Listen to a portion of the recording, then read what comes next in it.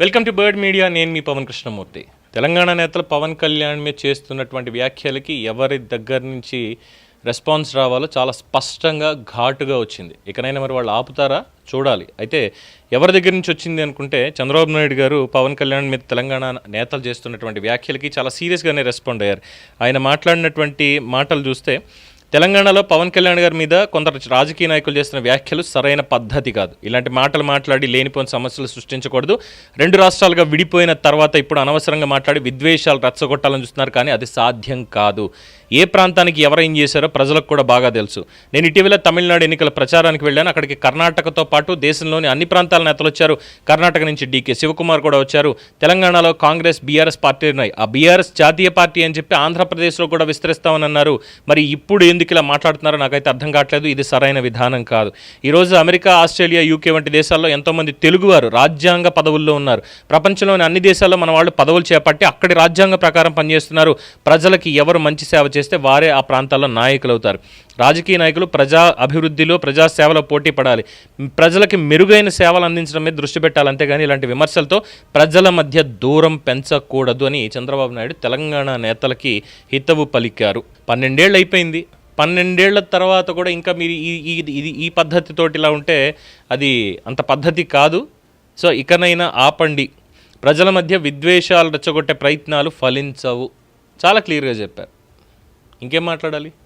ఇప్పటికన్నా తెలంగాణ నేతలు వస్తారు. ఇప్పుడు చంద్రబాబు నాయుడు రెస్పాండ్ అయ్యారు కాబట్టి ఇప్పుడు డెఫినెట్గా మళ్ళీ వెనక్కి వస్తారు. ఏంటంటే అదిగో వచ్చేసాడు చంద్రబాబు.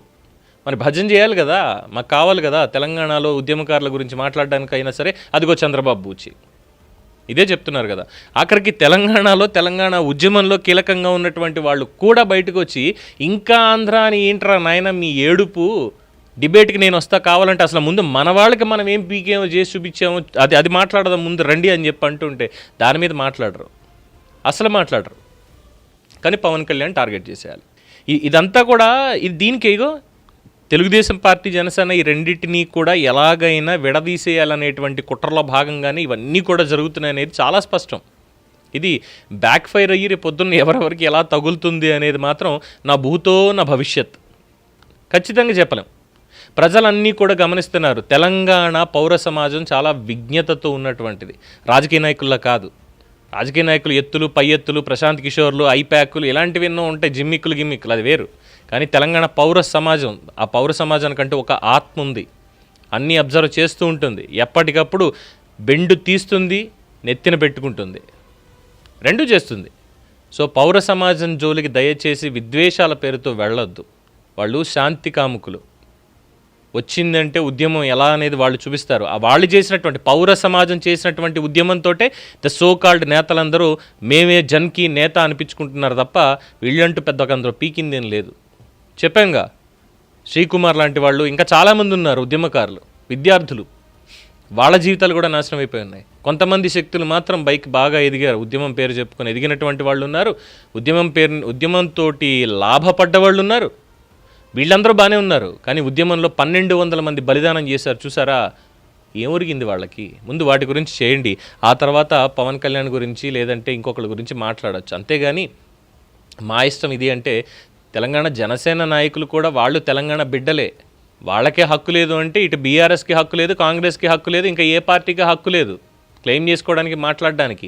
ఒక తెలంగాణ బిడ్డ తనకి నచ్చిన రాజకీయ పార్టీకి సపోర్ట్ చేసుకునేటువంటి హక్కు కూడా లేకుండా ఈరోజు ఇంత బంబాడింగ్ చేస్తున్నారు అంటే ఏమనాలి వీళ్ళని మరి? సో చంద్రబాబు నాయుడు పవన్ కళ్యాణ్ గారికి మద్దతుగా తెలంగాణ నేతలకి హితవు పలికారు. వాళ్ళు ఆ హితవని ఎలాగో తీసుకోరు అనుకోండి, తీసుకుంటే మళ్ళీ గొప్ప అనిపించుకోవాల్సి వస్తుంది అనేటువంటి ఏమైనా బాధ ఉందేమో. అలా గొప్ప అనిపించుకుంటే రేపు పొద్దున్న మళ్ళీ ఏమైనా సెంటిమెంట్లు అడ్డొస్తాయేమో. అందువల్ల ప్రజల్ని రెచ్చగొట్టేటువంటి కార్యక్రమం, విద్వేషాలు ప్రాంతాల మధ్య పెట్టేటువంటి కార్యక్రమం దయచేసి చేసుకోవద్దు అనేదే ప్రజా సమూహం నుంచి కూడా వస్తున్నటువంటి ఒక మాట. ఆలకిస్తారా, పక్కన పెడతారా వాళ్ళ విజ్ఞత. దీని మీద మీ అభిప్రాయం తెలియచేయండి. చూస్తూనే ఉండండి ది బర్డ్ మీడియా. ఈ వీడియో మీకు నచ్చినట్లయితే లైక్ చేయండి, షేర్ చేయండి, సబ్స్క్రైబ్ చేయండి. మరిన్ని అప్డేట్ల కోసం మా వాట్సాప్ ఛానల్ను ఫాలో చేయండి.